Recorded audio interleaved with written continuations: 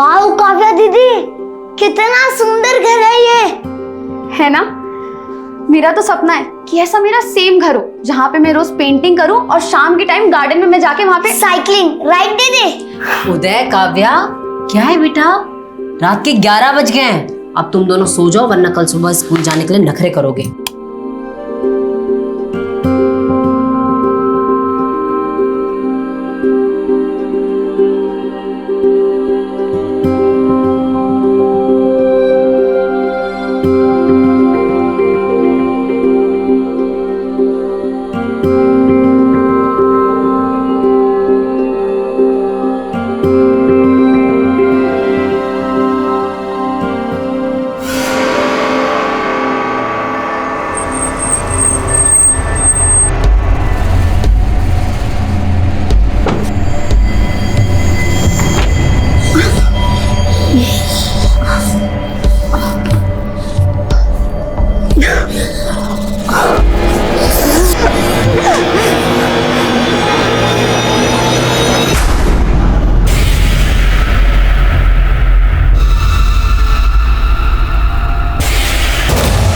नमस्कार, मैं Sonali Kulkarni crime petrol 70 के इस नए अध्याय में आपका स्वागत करती हूँ।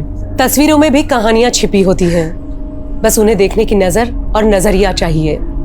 ये केस भी एक तस्वीर है जिसमें एक सहमा देने वाली व्यथा छिपी है और इस व्यथा के कई जीते जागते पात्र थे जिनकी आप बीती 223 पन्नों की एक चार्जशीट में लिखी गई थी। इस केस के केंद्र में थी 16 वर्षीय काव्या। पेंटिंग और साइकिलिंग का शौक रखने वाली काव्या ने सोचा नहीं होगा कि वो एक ऐसे गुनाह का केंद्र थी जहां से ये केस 360 डिग्री का घुमाव लेकर एक ऐसी परिधि का निर्माण कर रहा था जिसके अंदर इंसानी दर्द को चीर देने वाली सिसकियां भी थी और डरा देने वाला हाहाकार भी। कहते हैं इंसान के शरीर में जितने रोम होते हैं, पूरे जीवन काल में उसके मन में उतनी ही संख्या के कई ख्याल जन्म लेते हैं और इस केस को जन्म देने वाला भी एक ख्याल था, एक ऐसा विकृत ख्याल जो हिंदुस्तान की क्राइम हिस्ट्री का काला धब्बा बन गया। मैं कोई बहाना नहीं सुनूंगी काव्या, चल उठ, स्कूल तो जाना ही पड़ेगा। मम्मी सच में पेट में बहुत दर्द हो रहा है। काव्या, तेरे बहाने नहीं खत्म होते, चल उठ बेटा। हाँ सच बोल रही हूँ, विंची दादा की कसम। विंची दादा? ये कौन है? माँ Leonardo da Vinci, the famous painter जिन्होंने मोनालिसा बनाई थी। वाह बेटा वाह, और तू अपनी माँ को बना। उठ काव्या, बेटा बोर्ड एग्जाम्स है इस बार, तेरे कुछ तो पढ़ ले। अरे माँ पढ़ लूंगी लेकिन अभी तेरे पापा आ गए। अरे तू काव्या सुन बेटा। अरे तू पापा मेरा बच्चा। पापा मैंने एक पेंटिंग बनाई है, आपको दिखाऊंगी। हाँ भी। और वो और अब कहाँ गया पेट दर्द? माँ अभी भी हो रहा है। पापा देखो ना। काव्या, तेरी नौटंकी बंद कर, जल्दी रेडी हो और स्कूल जा वरना लेट हो जाएगी तू। अरे क्या सरिता, बेचारी के पेट में दर्द हो रहा है, तुम इसे डांट रही हो। जा बेटा, आज की तेरी स्कूल की छुट्टी। बिगाड़ो और बिगाड़ो बेटी को। एग्जाम में इतने बड़े बड़े अंडे मिलेंगे ना तो मुझे मत कहना। अरे कुछ नहीं होगा। माँ अगर दीदी स्कूल ना जाए तो मैं भी छुट्टी कर दूं? हाँ हाँ क्यों नहीं। जल्दी यूनिफॉर्म पहनो, रेडी हो, तेरी स्कूल बस आ रही है। सरिता, मुझे 1 घंटे में निकलना है। हाँ, तुम जरा चाय रख दो। अरे ये क्या बात हुई? और आप अपनी हेल्थ का बिल्कुल ध्यान नहीं रख रहे हैं आजकल।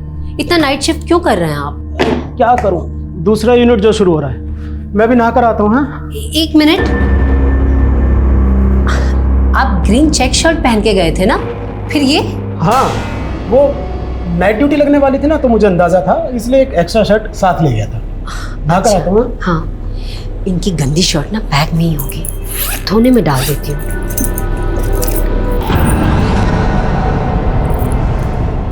सरिता, हाँ तुम ये मेरे बैग में क्या कर रही हो? अरे वो आपने बोला था ना गंदी शर्ट है, तो मैंने सोचा मैं धोने में डाल दूं। शर्ट तो मिली नहीं। ये चाबी किसी के घर की है क्या? नहीं, वो घर की नहीं, गोडाउन की चाबी है। वो मैं अपने कपड़े गलती से फैक्ट्री में भुलाया था, तो कपड़ों की जगह ये चाबी उठा लाया। बहुत भुलक्कड़ होता जा रहा हूँ अभी। हाँ, तो एक काम करो, मेरी चाय बना दो, मुझे देर हो रही है। हाँ हाँ बना।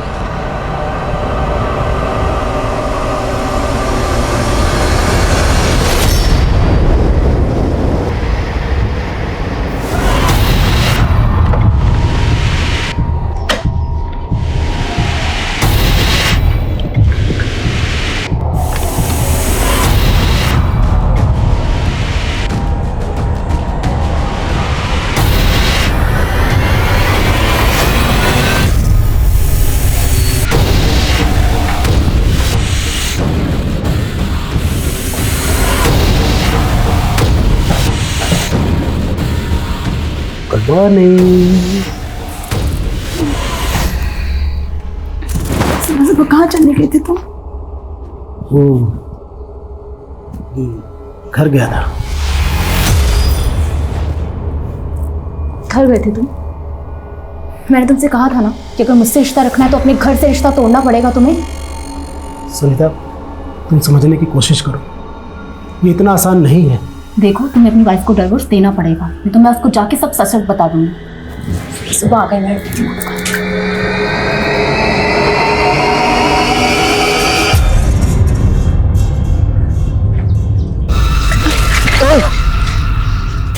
सॉरी। It's okay.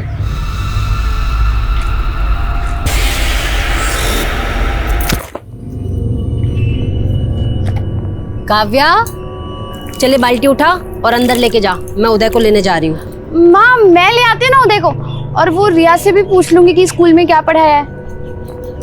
अच्छा, चल ठीक है, फिर तू ही चली जा। जा, और सुन, हाँ? उदय को लेके सीधा घर आना, कहीं भटकने की जरूरत नहीं है। हाँ माँ।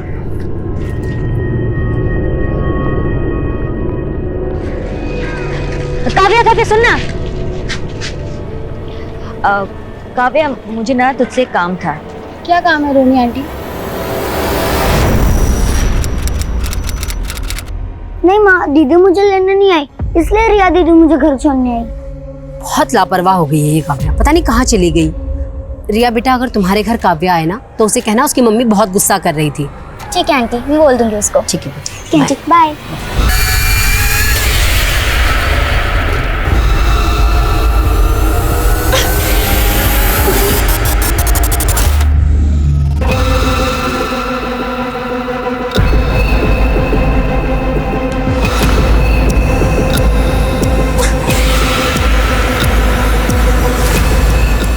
P low.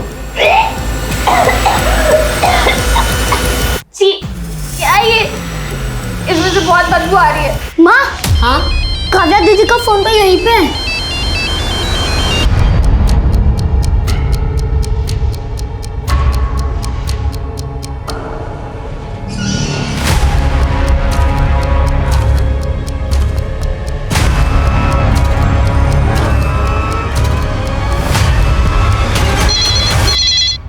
हेलो। हाँ हेलो, हाँ जी, मैं मयूर की वाइफ बोल रही हूँ, मेरी उनसे बात करा दीजिए प्लीज। सरिता जी, मयूर ने 2 दिन की छुट्टी ली थी और पिछले 2 दिन से वो फैक्ट्री नहीं आया है। 2 दिन से नहीं आया?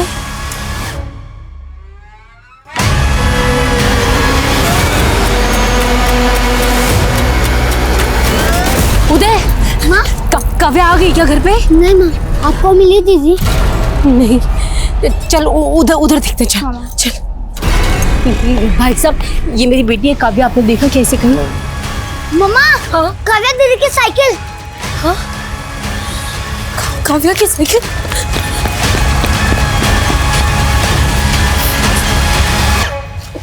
भाई साहब सुनिए ना, ये मेरी बेटी है काव्या, 15-16 साल की है, ये उसकी साइकिल, आपने देखा क्या?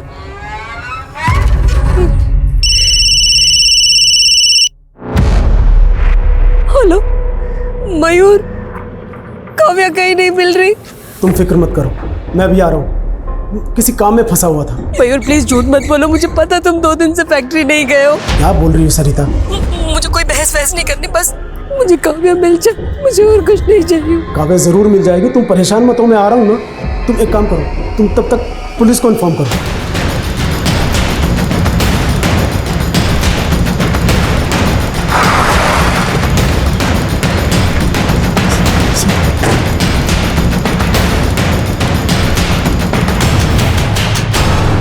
मेरी बेटी काव्या अपने भाई उदय को पिक करने के लिए निकली थी, ये उसकी साइकिल है। आप बिल्कुल फिक्र मत कीजिए, हमारी टीम आसपास के एरिया में पता कर रही है, आपकी बेटी बहुत जल्द मिल जाएगी। सर, इस पूरे एरिया में ना कोई दुकान है ना कोई सीसीटीवी। हम काव्या की फोटो आसपास के लोगों को दिखा रहे हैं। तो अपनी जांच का एरिया बढ़ाओ। Yes sir. किसी भी हालत में लड़की को ढूंढ।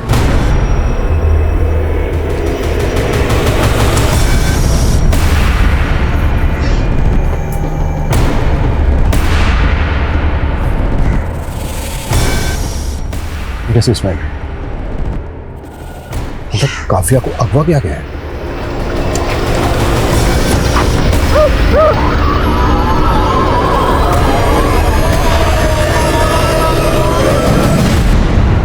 पूरा एरिया छान मारो। दिन दहाड़े ऐसी कोई लड़की गायब नहीं हो सकती। एक एक आदमी को काव्या का फोटो दिखाओ। किसी न किसी ने काव्या को जरूर देखा हो। Yes sir.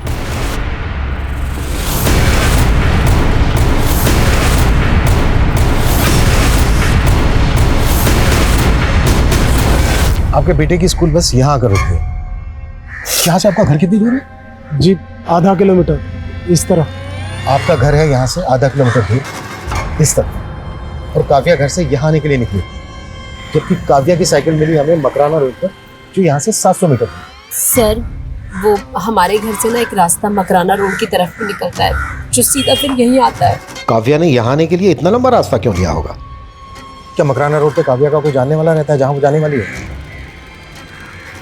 जी नहीं, काव्या को साइकिलिंग का शौक है, हो सकता है इस वजह से उसने वो लंबा रास्ता लिया हो। क्या काव्या का कोई बॉयफ्रेंड है? नहीं सर, वो तो बस 16 साल की छोटी बच्ची है। हाँ, लेकिन क्या है कि आजकल की जनरेशन। अरे हमने काव्या का फोन अनलॉक होने के लिए दिया, शायद उससे कुछ पता चला। सरिता जी, आपने हमें बताया था कि काव्या हमेशा स्कूल ना जाने के लिए बहाने ढूंढती थी, तो क्या स्कूल में उसे कोई प्रॉब्लम थी? नहीं, ऐसा तो उसने न कभी कुछ कहा न बताया। आपकी किसी के साथ दुश्मनी, अनबन या धमकी दी हो किसी ने आपको? जी नहीं, बिल्कुल भी नहीं। हमें लगता है बहुत जल्दी आप लोगों को फिरौती के लिए कॉल है। जैसे ही कॉल आए प्लीज हमें बताइए। मैंने काव्या को रोहिणी दीदी के साथ आज दोपहर में देखा था। दोनों आपस में कुछ बातें कर रहे थे। कहाँ रहती है रोहिणी?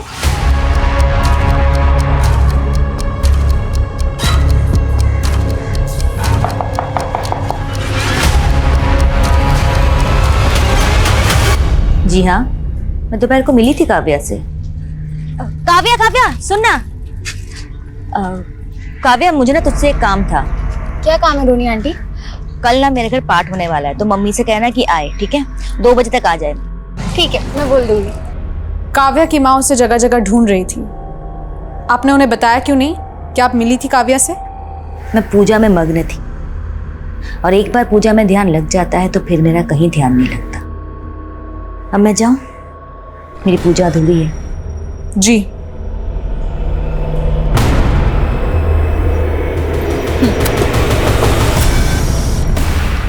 सर, फॉरेंसिक्स ने ये कंफर्म किया है कि काव्या की साइकिल के पास जो रुमाल मिला था उसमें के ट्रेसेस मिले हैं। काव्या के पेरेंट्स को अभी तक रैंसम का कॉल आया नहीं। 12 घंटे हो गए हैं किडनैपिंग में। अब तक तो कॉल आ जाना चाहिए था। ये किडनैपिंग वाकई में रैंसम के लिए हुई है या फिर एंगल कुछ और है? एक नंबर का नालायक हो गया है तू। शर्म नहीं आती ना तुझे? फिर फेल हो गया। अरे मंदबुद्धि, दिमाग में भूसा पड़ा है या गोबर? बाबूजी एक और मौका दे दो, मैं अगली बार चुप कर नालायक। अरे तुझसे तो अच्छा किसी जानवर को पढ़ाता तो वो अफसर बन जाता। लेकिन बाबूजी मैं अगली बार। एकदम चुप।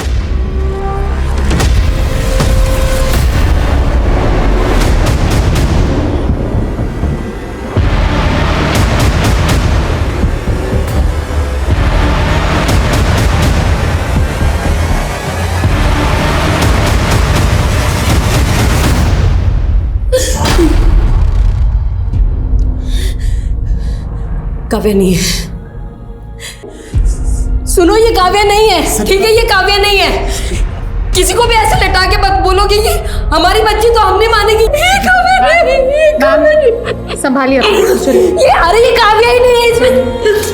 चलिए, ये काव्या नहीं है भाई, और मेरी बात शांत हो जाइए, शांत हो जाइए। मयूर जी, ये जली हुई बॉडी हमें उसी एरिया के पास मिली जहाँ पर काव्या की साइकिल मिली थी। वैसे तो बॉडी 99% जल चुकी है, लेकिन राइट हैंड का कुछ हिस्सा जला नहीं, और उस पर एक मार्क है। ये देखिए मार्क, इसको पहचानते हैं आप?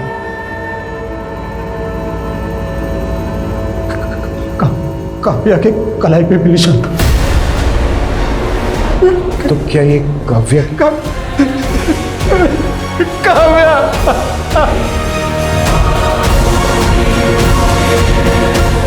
ना तो फिरौती मांगी गई है, ना ही कोई दुश्मनी का एंगल सामने आया है। आखिर 16 साल की बच्ची को कोई इतनी बुरी तरह से जलाकर क्यों मारेगा? काव्या का फोन अनलॉक हुआ? सर, मेरी साइबर टीम से बात हुई है, 1-2 दिन में हो जाना चाहिए। काव्या के पेरेंट्स ने किसी पर शक नहीं जताया, कहीं ऐसा तो नहीं है कि काव्या के पेरेंट्स हमसे कुछ छुपा रहे हैं जो इस केस से कनेक्टेड है, इसलिए इस केस की कड़ियां नहीं जुड़ रही हैं? एक काम करो, काव्या के पेरेंट्स की बैकग्राउंड करवा। सर मैं सोच रही थी कि काव्या की फ्रेंड रिया से बात करूं। हो सकता है जो बात पेरेंट्स को ना मालूम हो वो दोस्त को मालूम हो। काव्या बार बार स्कूल ना जाने के बहाने ढूंढती थी। क्या स्कूल में उसे कोई बुली कर रहा था? नहीं मैम, ऐसा बिल्कुल नहीं था। उसका दिमाग कभी पढ़ाई में लगता ही नहीं था। उसका दिमाग तो हमेशा पेंटिंग बनाने में और साइकिलिंग करने में लगता था। काव्या के पेरेंट्स का कहना है कि उसका कोई बॉयफ्रेंड नहीं था। क्या तुम्हें पता है उसके बॉयफ्रेंड के बारे में? मेरे हिसाब से काव्या का कोई बॉयफ्रेंड नहीं था। गुड्डू इधर आ। यहाँ भी पीछे, स्कूल में भी पीछे। हाँ, आगे कब बढ़ेगा? अरे स्कूल में तेरा नाम जनक रखा था, ये सोच के कि राजा जनक जैसा विद्वान बनेगा, और तू नाम खराब करने पे तुला है। अब दिसंबर, आजकल बहुत नाटक हो गए तेरे। हैं? अरे बाजार भाव से ज्यादा पैसे दे रहा हूं, फिर भी तू नाटक कर रहा है। देखिए प्रमोद जी, मैंने पहले ही आपसे कहा है कि मुझे वो जमीन नहीं बेचनी। सोच ले दिसंबर, बेटा छोटा है भी तेरा। देखिए धमकी मत दीजिए। वरना क्या करेगा तू? वरना क्या? अरे साला 2 करे का आदमी सर पर बैठेगा, सर पर बैठेगा। ओए पिल्ले, मुझे हाथ रहेगा, मुझे हाथ। गुड्डू क्या किया तूने? सर फोड़ दिया। अरे पकड़ो पकड़ो, सर फोड़ दिया।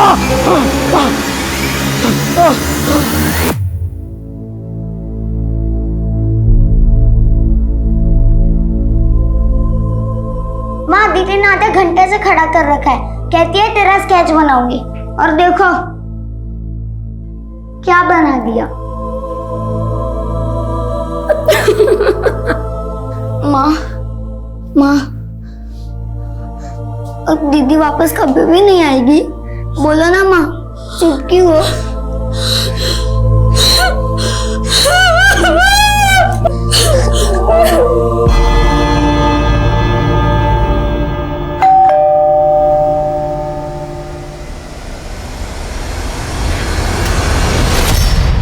सर आप? मयूर जी, हमें आपके घर की तलाशी लेनी है।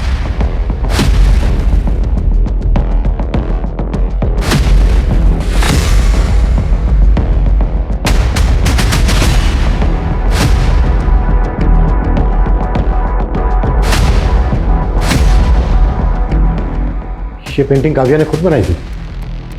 जी हाँ, इसी ने बनाई है। लेकिन लेकिन आप लोग ये ढूंढ क्या रहे हैं? बेटी हमारी मरी है और आप हम ही पर शक कर रहे हैं। देखिए मयूर जी, हम आप पर शक नहीं कर रहे हैं, हमें बस एक क्लू की तलाश है जिससे ये पता चल सके कि काव्या के साथ जो हुआ वो क्यों हुआ। यही सवाल तो मुझे खाए जा रहा है। मेरी और सरिता की किसी से ऐसी कोई दुश्मनी नहीं है कि कोई हमारी बेटी को मार दे। मरी नहीं है मेरी बेटी,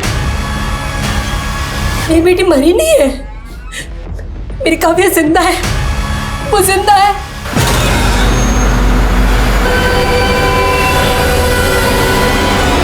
सर, मैंने काव्या के स्कूल में पूछताछ की। काव्या की किसी के साथ कोई प्रॉब्लम हो ऐसा कुछ सामने नहीं आया। लेकिन सर, मैंने काव्या की पड़ोसी रोहिणी का बैकग्राउंड चेक किया। काफी कर्मकांड वाली औरत है। बच्चा नहीं हो पाया इस बात का काफी मलाल है उसे। और सर, रोहिणी का एक मुंह बोला भाई है सर्वेश, जो एक सन्यासी है। तुम्हारे कहने का मतलब है कि ये तंत्रमंत्र का चक्कर हो सकता है? रोहिणी ने ही बच्चा पाने की चाहत में काव्या के साथ कुछ कर दिया? सर, मैंने खबरियों से कहा है कि रोहिणी के सन्यासी भाई की कुंडली निकाले। रोहिणी जीजा जी नहीं आए? मैं जानता था वो नहीं आएंगे। तुम उनकी छोड़ो, ये बताओ आगे क्या करना है? ये लो, उन्हें खाने में मिलाकर एक बार खिला देना, फिर जो तुम चाहोगे सिर्फ वही होगा।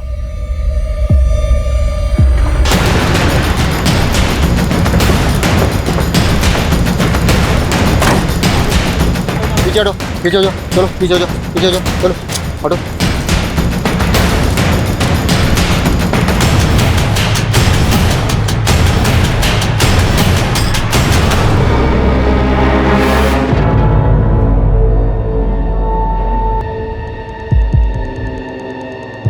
इस लड़की के भी राइट हैंड की कलाई पर मार्क है। सर, विमल सर, बॉडी को पोस्टमार्टम के लिए भेजो।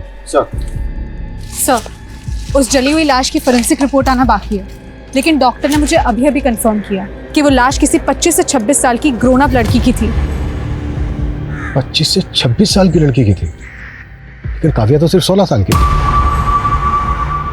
तो क्या मयूर से गलती हुई, या फिर मयूर ने जानबूझकर गलत शिनाख्त की? इस लड़की के राइट हैंड की कलाई पर भी एक मार्क है, कहीं यही तो काव्या नहीं है? सर, ये सब क्या? पहले आपसे पहचानने में भूल हुई थी। वो जली हुई लाश आपकी बेटी काव्या की नहीं थी। देखा, मैंने कहा था ना, वो हमारी काव्या नहीं थी, और ये भी हमारी काव्या नहीं है। ये अपना काम ही नहीं करना चाहते, हमसे अपना पल्ला छुड़ाना चाहते हैं ये। Sarita ji, I am very sorry, but इस बार जो हमें लाश मिली है उसकी कद काठी और उम्र काव्या से बिल्कुल मैच करती है, और इसके दाहिने हाथ की कलाई पर भी एक निशान है। प्लीज आप लोग वो निशान देख लीजिए। हम क्यों देखें वो निशान? पिछली बार भी तो आपने यही बात की थी ना। अरे आप हमारी बेटी को ढूंढने की कोशिश कीजिए ना, आप भी क्या हमें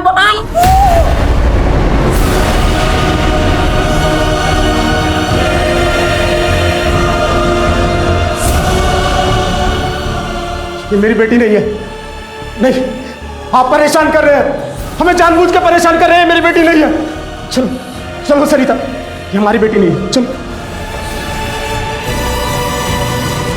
एक जली हुई लाश, एक सर कटी लाश और एक गंभीर सवाल, काव्या को वाकई मार दिया गया था, या वो दो लाशें इस केस को भटकाने की चाल थी?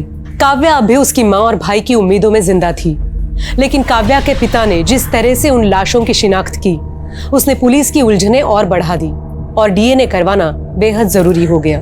डीएनए लगभग 30 दिन का समय लेने वाला था, और अब तक ये चर्चाएं गर्म थी कि इस केस के इन्वेस्टिगेटिव ऑफिसर ने अपने पिछले 2 केस 48 घंटे के अंदर क्रैक कर लिए थे। लेकिन क्या इस केस में 48 दिन या 48 महीने भी काफी थे? पुलिस ने किडनैपिंग, रंजिश, ऑनर किलिंग और तंत्र से जुड़ी कई थ्योरीज बनाई थी, लेकिन इस केस की जड़ से एक विशालकाय पेड़ पनप रहा था, जिसके गुनाह की गर्म छाया सारा माहौल गर्म करने वाली थी। इस इलाके की 3000 युवाओं की नौकरी से जुड़ा हुआ है ये मामला। 3000 लोग, यानी कि 3000 परिवार। अब सवाल ये उठता है कि क्या हमारे नेता धर्म और जात की राजनीति को छोड़ के इस अहम मुद्दे पर बात करेंगे? रोजगार जैसे शायद नहीं करेंगे। मैं दुष्यंत, कैमरामैन सुभाष के साथ अब तक। दुष्यंत, ये क्या फीके फीके न्यूज देते रहते हो यार, थोड़ा तड़का लगाओ ना। सोनाली, मैं जर्नलिस्ट हूँ, मैं बावर्ची नहीं हूँ। एंड बाय द वे, ये जयदत्त ग्रुप ऑफ हॉस्पिटल की फाइल है, देख लो। खेड़ापुर के गांव के लोगों का ऑपरेशन किया गया, उनके ऑर्गन्स निकाले गए, उनको डराया धमकाया गया। It's a serious matter Sonali.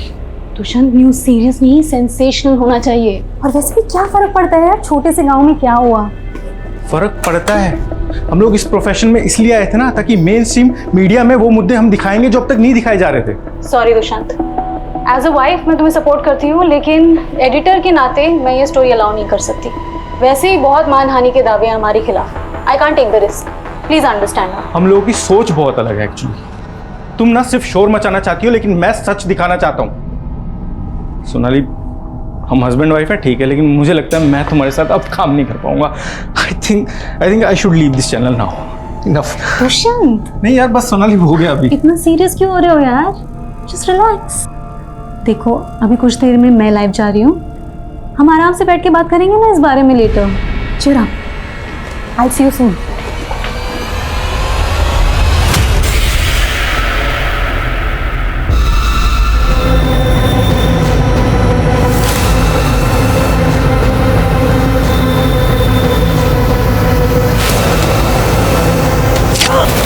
हाँ सर, माना कि मैं एक बांझ हूँ, लेकिन इसका मतलब ये नहीं कि मैं किसी और के बच्चे को मार दूंगी। देखिए, हम आप पर ऐसा कोई इल्जाम नहीं लगा रहे, पर हमने सुना है कि आप बच्चा पाने के लिए बहुत पूजा पाठ करती हैं, दूसरी विधियां करती हैं अपने इस मुंह बोले भाई के साथ मिलकर। हाँ, तो इसमें गलत क्या है? इस तरह की पूजा पाठ में बलि भी दी जाती है, इंसान की बलि। इंसानी नहीं, पशु की बलि दी जाती है इंस्पेक्टर साहब। शास्त्रों में शस्त्रों से ज्यादा शक्ति होती है, और इसी शक्ति की मदद से मेरी बहन को बच्चे की प्राप्ति होगी। ये बात मैं लिखित में दे सकता हूँ। महोदय, यदि आपने दोबारा हमारी बात काटने का कष्ट किया तो आपको हमारी शक्ति का परिचय होगा, और यह बात मैं भी लिख के दे सकता हूं। बलि के लिए बकरे कहां से लाए जाते थे? एक एक डिटेल देना हमें। तुम्हारे दिमाग में चल क्या रहा है मयूर? ना कोई कॉल, ना कोई मैसेज, ना कोई रिप्लाई। तुम कर क्या रहे हो? कितने दिनों से तुम्हें कॉल कर रही हूँ मैं। सुनीता, तुम समझने की कोशिश क्यों नहीं कर रही हो? तुम्हें पता है यहाँ पुलिस आ रही है, बिना मतलब हम पर शक करेगी, बाल की खाल निकालेगी। तुम समझा करो ना, बस थोड़ा सब्र करो। मैं अभी तुम अभी भी सुनीता के टच में हो? सरिता, तुमसे ज्यादा घटिया और सेल्फिश बाप इस दुनिया में कोई नहीं होगा मयूर। निकल जाओ यहां से और जाके रहो अपनी उस प्रेमिका के साथ। सुनीता से? जी सर, मयूर का पिछले 1 साल से सुनीता सिंह के साथ अफेयर चल रहा है। काव्या की मौत का कनेक्शन इस अफेयर से तो नहीं है? कहीं ऐसा तो नहीं है कि काव्या का पिता मयूर ही काव्या की मौत का कारण है?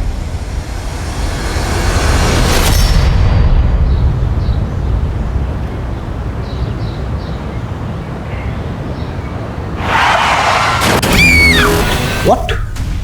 सरिता का एक्सीडेंट हो गया है? इसमें जरूर मयूर का हाथ है। नहीं सर, मैंने पता किया है, ये रैश ड्राइविंग का केस है। ड्राइवर नशे में था। मुझे अभी भी यकीन नहीं हो रहा है कि केस इतनी आसानी से खत्म होने वाला नहीं है। रितु, मयूर और मयूर की गर्लफ्रेंड दोनों को थाने बुलाओ। Yes sir.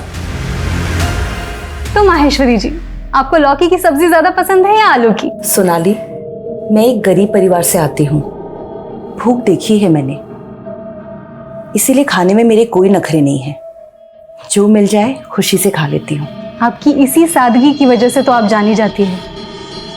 हाँ सर, मेरा और सुनीता का अफेयर है, लेकिन आप इसका गलत मतलब निकाल रहे हैं। मतलब ये है कि तुम्हारी बीवी और बेटी इस रिश्ते के खिलाफ थे, इसलिए तुमने दोनों को एक एक करके हटा दिया। अब अगला नंबर किसका है? उदय का?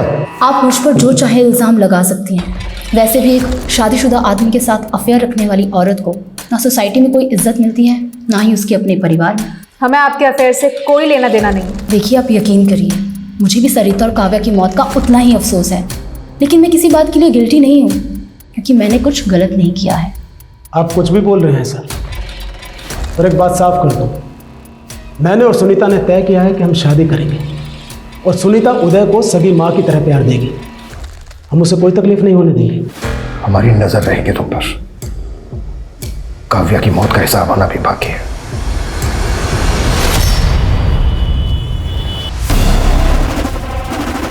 डॉक्टर कविता, छोड़ोगी नहीं तुझे।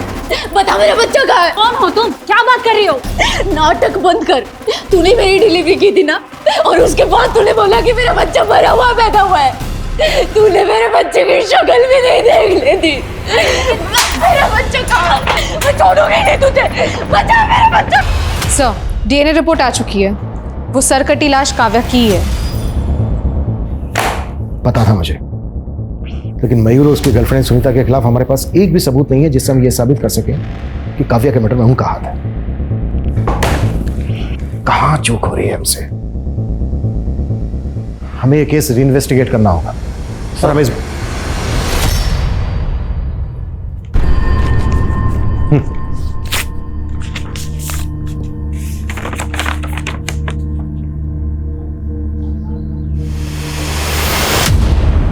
क्या हुआ सर? प्रमोशन लेटर है। कॉन्ग्रेचुलेशंस। पर सर, आप इतने परेशान क्यों हैं? 7 दिन के बाद ज्वाइन करना है। इसका मतलब यह है कि इस केस को सोल्व करने के लिए हमारे पास सिर्फ 7 दिन है। किसी भी हालत में इन 7 दिन के अंदर में केस सोल्व करना है। Yes sir.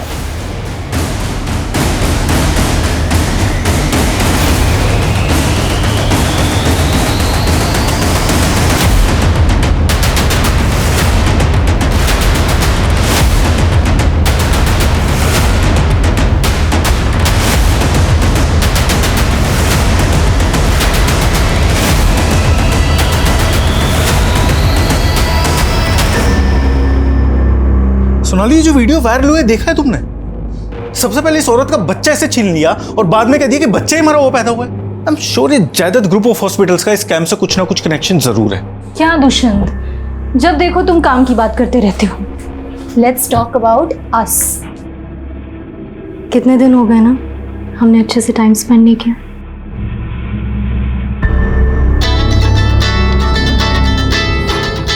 सोनाली, मुझे बहुत इंपॉर्टेंट टिप मिली है, मुझे जाना होगा। I have to go, please. Hello,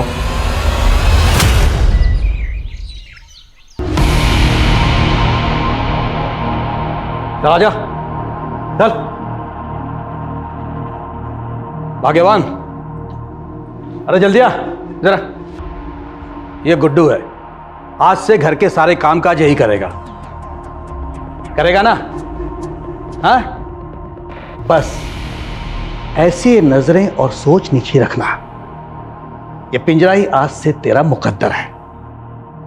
चल जा, जो ये बोलेंगे वो करना। जा जा।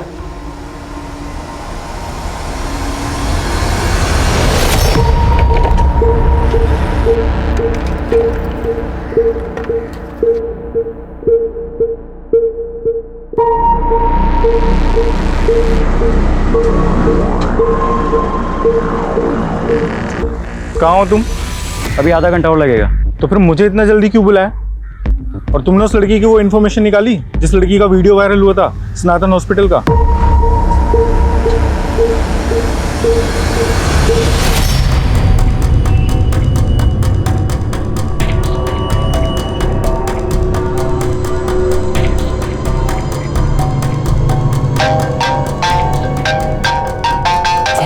एक मिनट खुमा। हेलो। सॉरी सोनाली मैम, इस टाइम आपको डिस्टर्ब किया। दरअसल दुष्यंत सर ने मुझे विशाल नगर बुलाया था। 1 घंटे से उनको कॉल कर रहा हूँ, उनका फोन ऑफ आ रहा है, अभी तक आए भी नहीं वो। क्या वो आपके साथ है क्या? कहीं फंस गया होगा, खुद ही कॉल कर लेगा। और हाँ, मैं मीटिंग में हूँ, मुझे दोबारा डिस्टर्ब मत करना। Okay ma'am.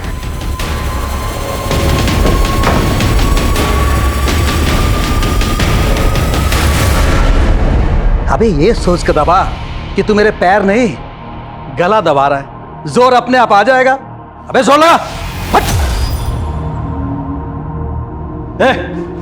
अरे भगवान, एक गिलास इसे भी दे दे, इसके हाथों में जोर नहीं है।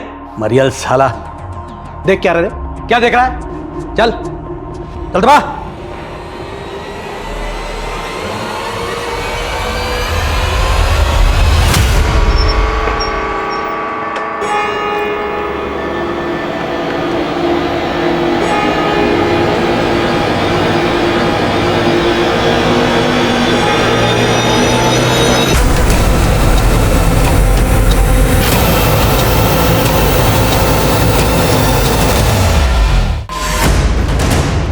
जैन सर। जय हिंद जिंदल। अब तक न्यूज़ चैनल का को फाउंडर दुष्यंत 2 दिन से मिसिंग है। आज उसकी वाइफ सोनाली, जो खुद चैनल की एडिटर है, उसका फ़ोन आया था मुझे। अब ये केस तुम हैंडल करोगे। जैन सर।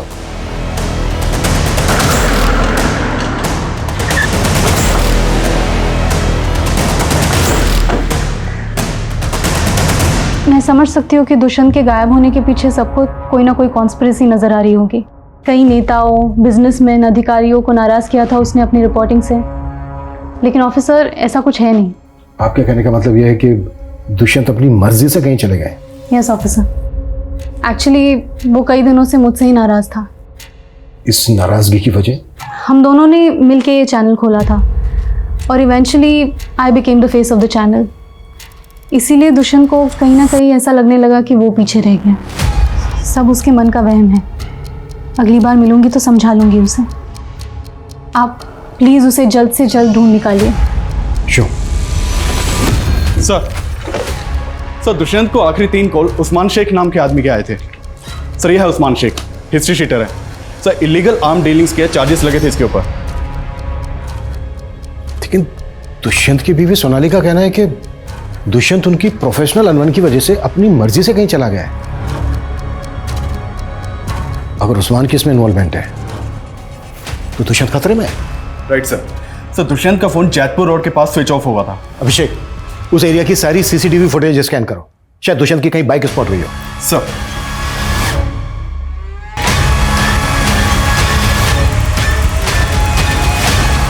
उस्मान सैयद दुष्यंत किसी ड्रग डीलर के कांटेक्ट में था? देखिए, अगर बात पैसों की होती तो अब तक रैंसम का कॉल आ चुका होता आपको। हमें डाउट है कि उस्मान को किसने सुपारी दी दुष्यंत की। माय गॉड, वो किस हाल में होगा? आपको शक है किसी पर? नहीं, अभी कुछ समझ में नहीं आ रहा है। मैं आपको खुद फोन करूंगी। Please give me some time.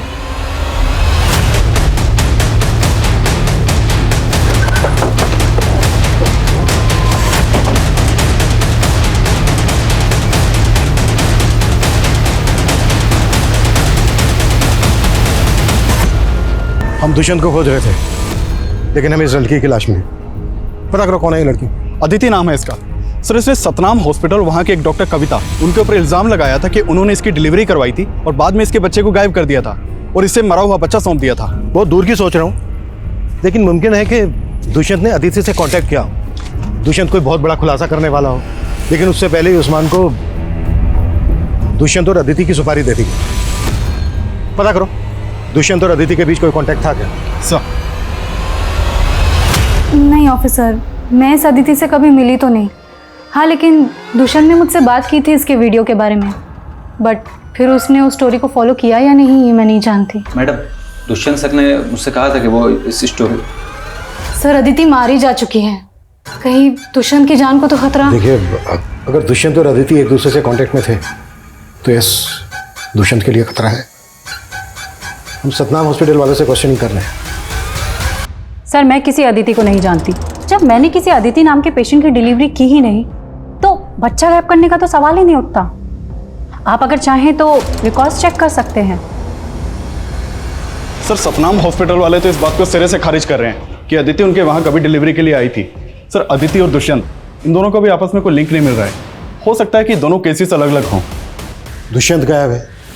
Dushyant जिस हिस्ट्री शीटर उस्मान के टच में था वो भी गायब है। कुछ तो मिस कर रहे हैं हम लोग। सर मैंने खबरियों को सोनाली की कुंडली निकालने को कहा था, तो पता चला है कि सोनाली का एक कुणाल नाम के बिजनेसमैन के साथ अफेयर चल रहा है। सर कुणाल दुष्यंत का ही दोस्त है और दुष्यंत के चैनल को इसी ने फंड किया है। सोनाली का दुष्यंत के दोस्त कुणाल के साथ अफेयर चल रहा है। और एक बात, 2 महीने पहले दुष्यंत ने जयदत्त हॉस्पिटल में चल रहे स्कैम को एक्सपोज किया था। कहीं दोनों हॉस्पिटल्स का आपस में कोई कनेक्शन तो नहीं है? अपने खबरियों को जयदत्त और सतनाम हॉस्पिटल में काम पे लगा। पता कर कौन सा गोरख धंधा चल रहा है वहाँ, और ये अदिति की फैमिली का कब पता चलेगा। जल्दी पता कर, टाइम बहुत कम है हमारे पास। ठीक है सर। ऑफिसर, यहाँ मेरे हस्बैंड इतने दिनों से लापता है और आप उन्हें ढूंढने की जगह मेरी जासूसी कर रहे हैं। मेरा अफेयर है या नहीं है इसका इस केस से कोई ताल्लुक नहीं है। अगर ये केस आपकी बजाय किसी नेता या अभिनेता से जुड़ा होता ना तो आपने अब तक ब्रेकिंग न्यूज़ बनाकर डिबेट शुरू कर दी होती। हमें आपकी तरह चिल्लाकर झूठ को सच बनाने की आदत नहीं है। हम सच को ना खोद के निकालते हैं। आपके पति दुष्यंत की सच्चाई भी हम सामने लाकर रहेंगे। हेलो सर, उस्मान का पता चल गया है। उठा लो उसे। कुछ नहीं कर साहब, मैंने किसी को नहीं मारा। मैं तो दुष्यंत साहब के लिए कबरी का काम कर रहा था। क्या काम दिया था दुष्यंत ने तुझे? वो अदिति है ना, जिसने सतनाम अस्पताल पर अपना बच्चा गायब करने का इल्जाम लगाया था, बस उसी के बारे में पता करने को बोला था। अदिति के बारे में क्या पता किया तूने? साहब वो अदिति थी नहीं, उसका नाम दीपाली था और वो एक पत्रकार थी।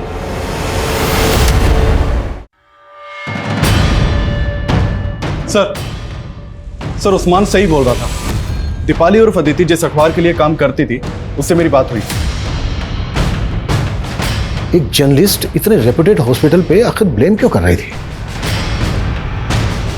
क्या दुष्यंत ने दीपाली को प्लांट किया था या फिर कोई और दीपाली को इस्तेमाल कर रहा था दुष्यंत के खिलाफ? आज का बुलेटिन यही समाप्त होता है। अंत में एक रिक्वेस्ट, अगर आपको मेरे पति दुष्यंत के बारे में कोई भी जानकारी मिलती है तो कृपया नीचे दिए गए नंबर पर संपर्क करें।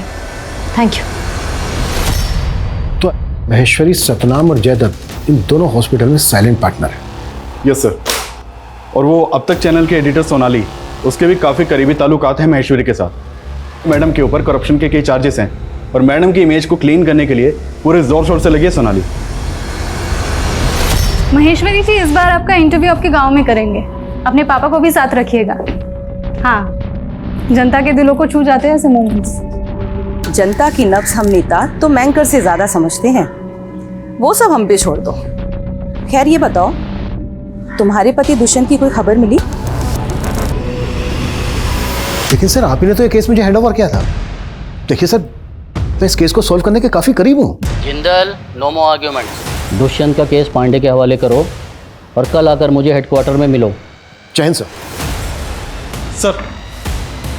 सर महेश्वरी मैडम की इस इलाके में लगभग 15 इलीगल प्रॉपर्टीज हैं और मैडम को बने हुए अभी सिर्फ 2 ही साल हुए हैं। ये देखिए सर। और मेरे पास सिर्फ 24 घंटे हैं। हेडक्वार्टर से कॉल आ गया है। कुछ लोग चाहते ही नहीं है मैं इस केस को लेके आगे। This system is so.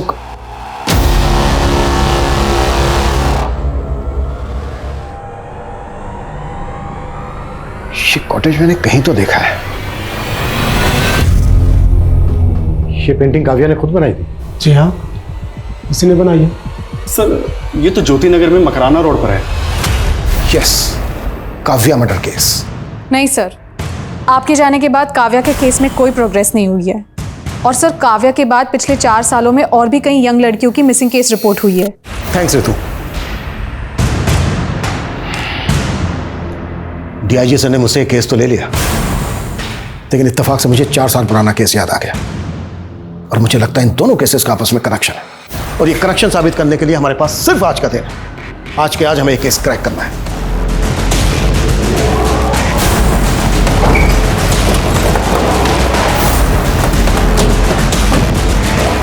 चलो। ये बंगला तो सालों से बंद है साहब, यहाँ कोई नहीं आता, बस कभी कभार गुड्डू भैया आते हैं। कौन है गुड्डू? महेश्वरी का पीए।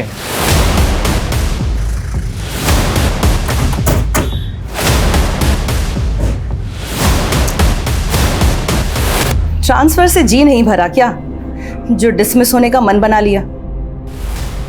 मन की बात बाद में करते हैं, फिलहाल काम की बात करते हैं।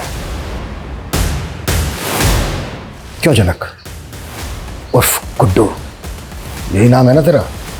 इंस्पेक्टर, आपको शायद कोई गलत आपकी बेनामी संपत्ति है ना, आपका वो फार्म हाउस मकराना रोड पर। इसकी करतूत के पक्के सबूत मिले हमें वहां पर।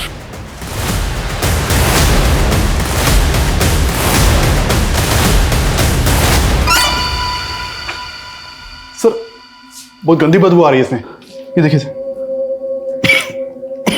ये तो खून है सर।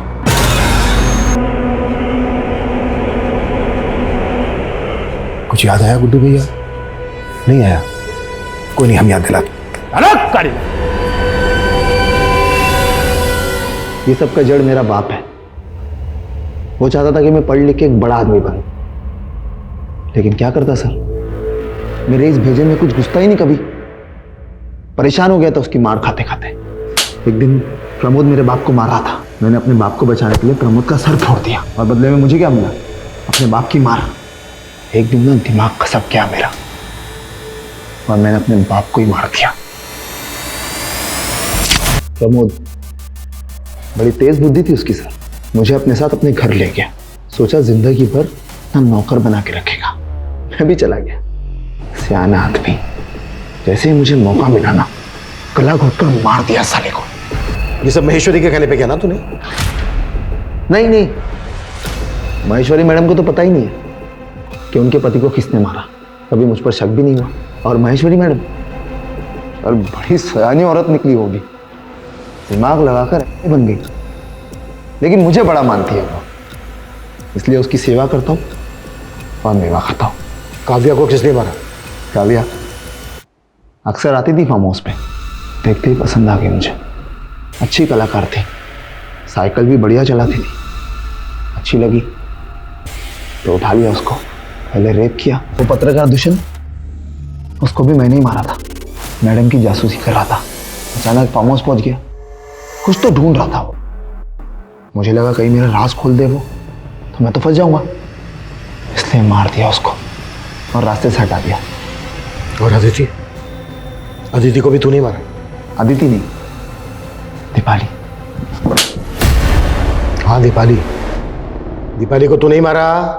उससे मेरा कोई लेना देना नहीं था सर, ये काम मैंने महेश्वरी मैडम के लिए किया। हैरान करके रखा था उसने मैडम को। वो न्यूज़ रिपोर्टर थी, लेकिन एक दुखियारी औरत बन के आके हॉस्पिटल में बैठ गई ताकि वीडियो वायरल कर सके और लाखों दुखियारी औरतें हॉस्पिटल आ जाए। अरे हॉस्पिटल पे इंक्वायरी बिठाना था उसको। वो जो नवजात बच्चे गायब हो रहे थे, उसके स्कैम को एक्सपोज करना चाहती थी वो। अब तक टोटल कितने लोगों को मारा है तूने? 30। पूरी गिनती रखता हूँ सर। जो दिमाग है ना, बहुत तेज हो गया मेरा। मगज का जूस पीकर। मगज का जूस पीकर मतलब? जिस किसी को मारता हूं ना, उसकी खोपड़ी अलग करके उसके दिमाग को बाहर निकालकर जूस बनाकर रसपान करता हूं। एक ज्योतिष मिले थे मुझे, उन्होंने मुझसे कहा किसी होशियार इंसान को मारकर उसके भेजे का जूस बनाकर रसपान कर लो, उसका सारा प्रभाव तुम हासिल कर लोगे। बस वही किया हमने सर। इंसान नहीं, इंसानों के नाम पर हैवान है तू। इंसानों को निकलने वाला दानव। तेरे जैसे दानवों की समझ को कोई जरूरत नहीं है।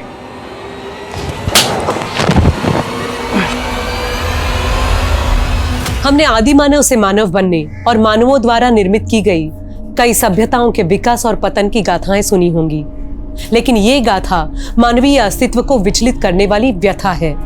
ये ख्याल ही आतंक से भरा हुआ है कि कोई इंसान को मार के खा सकता है। लेकिन जनक ने दावा किया है कि वो लगभग 30 लोगों को मार के उनके मगज का मांसाहार कर चुका है। नोएडा के निठारी कांड के बाद ये हिंदुस्तान का दूसरा कैनिबल यानी नरभक्षी हत्याकांड है। और हैरानी की बात ये थी कि ये सभी हत्याएं सन 2005 से हो रही थी। अलग अलग क्षेत्रों से आए दिन कई लोग गायब हो रहे थे और आखिरकार ऑन रिकॉर्ड फाइल हुए 18 मिसिंग केस और 4 हत्या के केस लगभग 15 साल बाद न्याय की दहलीज पर पहुंचे। लेकिन जनक जैसी विकृत मानसिकता के अपराधियों की मानसिक स्थिति पे ये सवाल उठने लगते हैं कि कहीं वो एबनॉर्मल तो नहीं, और इस परिस्थिति में कातिल को सजा में रियायत मिल जाती है।